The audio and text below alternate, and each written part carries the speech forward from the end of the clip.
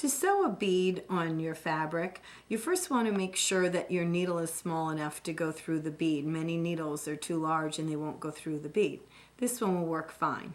So we'll put our bead down and we'll start with a beginning tack, the same one that we've done all along. We'll take our needle and we'll go up. This time I'm on felt, so I won't be able to count over 2 or 3 threads like we did when we used the demo cloth. So just a small little dash is fine. We'll go down, and remember we still don't bring our thread so that the knot is right up on the felt until we take our needle and we go through the 2 threads just below the knot. And then we'll take our needle and pull it. That'll make a nice secure beginning tack. And I always like to trim these tails off. Again, bad side, yucky side, or the inside of our work. If you're doing your felt project, that'll all be on the inside. Our needle will go right back up. And then we'll take our bead, put the needle right through the bead. And you can go right over here, the length of the bead or width of the bead, however you want to look at it, and go right down. Or you can also just go right back down into your beginning tack. This time I'm going to go down over here to put my bead on. And if we get a loop, which we did, that's because one side of the thread on one side of the needle is longer than on the other side. We'll just put our needle down and we pull one side of the thread and then pull the other and then pull your needle to make sure that the thread gets evened out on each side of the needle. We'll go right back in by our beginning tack. Just like when we sewed our buttons on, we don't want to have too many holes where we go up and down. We want to just pick one hole for up and one for down. Then we'll go right down where we went down the last time. And depending upon the size of your bead, just like we were sewing buttons on, you can determine how many times you need to go around.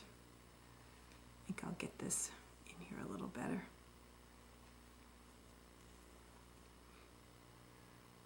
And if something's going to be washed or worn, you certainly want to go around more times than if it's, say, for your stuffed animal, which is obviously not going to be worn, probably won't be washed. At this point, you can just do an end tack. We'll go right underneath the threads, and then we have a little loop here we'll go through. There's one,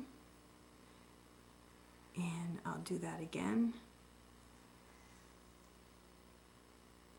Go right through the loop. I like to do this 3 times.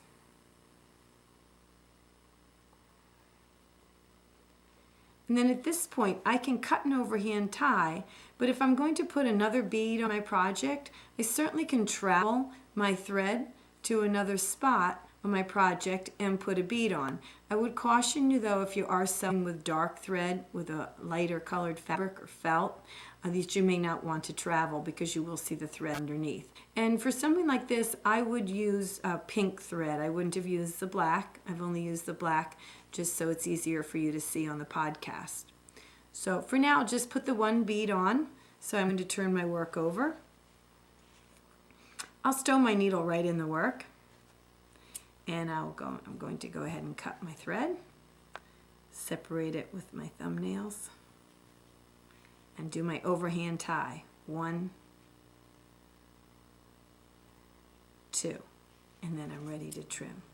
And always keep in mind when you're sewing that when you get ready to do your end tack, make sure you have finger's length worth of thread. Otherwise it'll be very difficult to do an end tack.